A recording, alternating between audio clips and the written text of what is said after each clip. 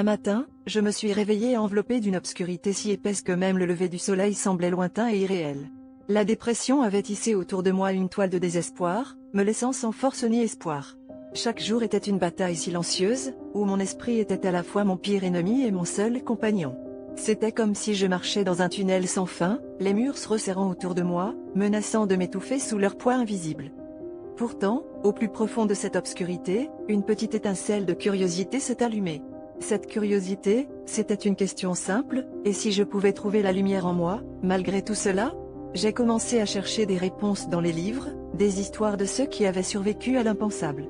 Inspiré par leurs récits, j'ai entrepris de petits pas vers la lumière. Chaque jour un peu plus j'ai appris à apprécier les petites victoires, comme sortir du lit ou sourire à un étranger. Ces moments, bien que fugaces, étaient des rayons de soleil perçant mes nuages sombres. Avec le temps, ces petites victoires ont construit un chemin de résilience. J'ai compris que la lumière que je cherchais n'était pas à l'extérieur de moi, mais bien en moi. Elle se manifestait à travers ma détermination à continuer, à découvrir qui je pouvais devenir malgré les ténèbres. En embrassant ma vulnérabilité, j'ai trouvé une force insoupçonnée qui m'a permis de me relever chaque fois que je tombais.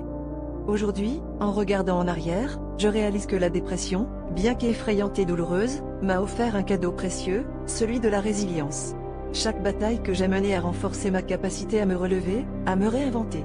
J'ai appris que même dans les moments les plus sombres, il y a toujours une lumière quelque part, prête à nous guider, si seulement nous avons le courage de la chercher. Et c'est cette leçon que je chéris, sachant qu'aucune obscurité ne peut éteindre la lumière éclatante de mon propre esprit.